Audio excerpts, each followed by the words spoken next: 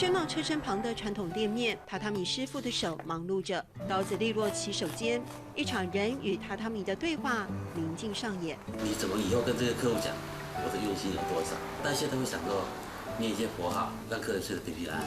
用着和祖父、父亲一样的方法，手工裁切缝制榻榻米。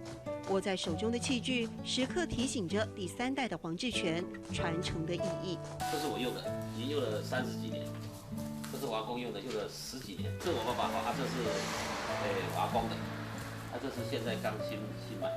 经年累月磨耗的刀只剩几寸长，黄志全从父亲身上学习延续的还有态度。我爸爸以前用抽烟，现在很辛苦哈，天天他做榻榻米都把一根烟放这边，天天看这个烟，他不是回避哦，我就跟他讲，我说你要消灭一个敌人，最好的方法就是把他干掉。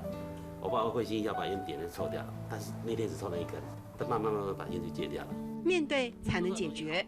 有 EMBA 学历的黄志全看着榻榻米店所剩无几的荒凉，有领头的思维。每一家店都去拜访，他说你的故事好，我一定要把你留下来。他就回答5句话：我的好戏不爱做，我不要乱，我来做。已经拜访15家同业，力保产业链。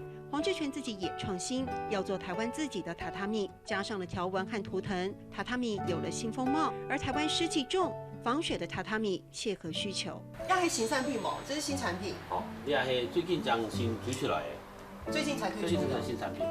所以特性是安全，不怕水，不怕火。找到自我价值，然后正向循环。东市街头的一方天地，黄志全坚持做想要做的，在传统中蹦出开拓的能量。亚黑行善品毛，也按旧章推出来嘅。